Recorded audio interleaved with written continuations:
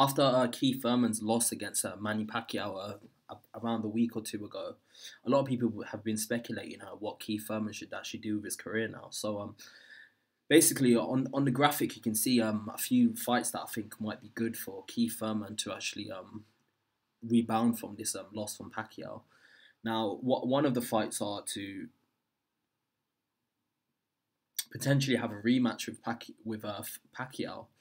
And the reason why a lot of people are saying that this could be a good fight for Thurman is so that he can actually reverse the loss that he had to Pacquiao. The thing is, what I'd say to that is him losing to a 40-year-old semi-retired Pacquiao was quite embarrassing. For him to fight him again, there's a high chance that he can lose to him again. And if he was to lose to him twice, then it'll be quite devastating. For him to have two back-to-back losses to Pacquiao would be quite bad. So I think we could rule that one out. One other fight that would be a good fight is for him to rematch Sean Porter. Now, Sean Porter, obviously, their first fight when they're both in their primes, in my opinion, was like a welterweight classic. When Thurman fought Sean Porter the first time, it was quite a good fight, and is one of the best fights that I've seen. But Sean Porter, obviously, he looked vulnerable against Ugas, who's on the graphic as well, ironically. But I think Sean Porter, because of the fact that he's been quite active, his first fight with Thurman was very close. So I think if he was to fight Porter, there's a very good chance that Porter would win. And that's not necessarily a bad thing, because if obviously Thurman won the first fight, if Porter won the second fight, then obviously the third fight, they could decide who is the ultimate winner. So that could potentially be a trilogy there. Obviously, Keith Thurman could just win the second fight as well. So that's one option that's out there. But obviously, Sean Porter has got to get past Errol Spence, who he's going to fight next. So right now, at this moment in time, that's probably not the best fight for him, because there's going to probably... Sean Porter's already got a very hard fight lined up against Errol Spence. And a lot of people think he's going to lose that fight against Errol Spence. So him fighting Errol Spence, if he loses to Errol Spence, then Keith Thurman could still potentially fight him. Because obviously Keith Thurman lost to Pacquiao, and obviously Sean Porter, if he loses to Errol Spence, if Sean Porter and Keith Thurman fight again, it could still be entertaining fights. That could be a good fight to watch. Another way that he can get back at Sean Porter is to actually decisively beat Ugas.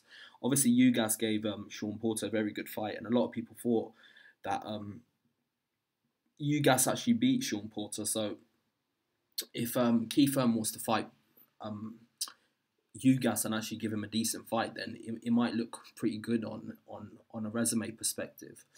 But what the two best fights that I think that's out there for him is for him to fight Khan. If he can fight Khan in Saudi Arabia, he could easily make another 5-10 million. Now, for the fight with Pacquiao, he made about 10 million. The thing about Thurman that I worry about is that he doesn't seem to have as much internal motivation as a fighter like Pacquiao. Like, Pacquiao's won 12, 13 world titles, and he's still hungry to keep fighting.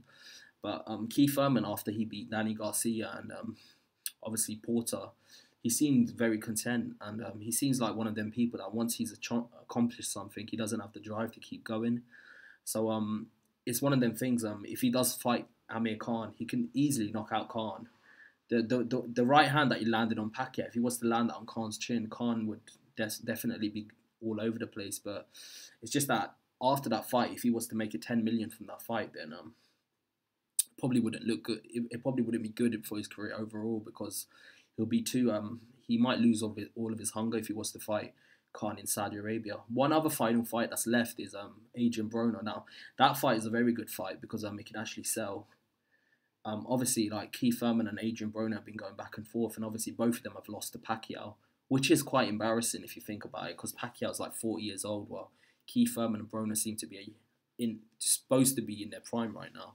But if they were to fight each other, that fight would actually sell. The pre-fight trash talk would be quite loud and boisterous, and that would actually help the fight sell. So in my opinion, the best fight for Keith Thurman to take is for him to fight a Broner. The fight with Ugas, Ugas doesn't have a belt. Also, Khan doesn't have a belt. Sean Porter is fighting. Obviously, he's going to fight.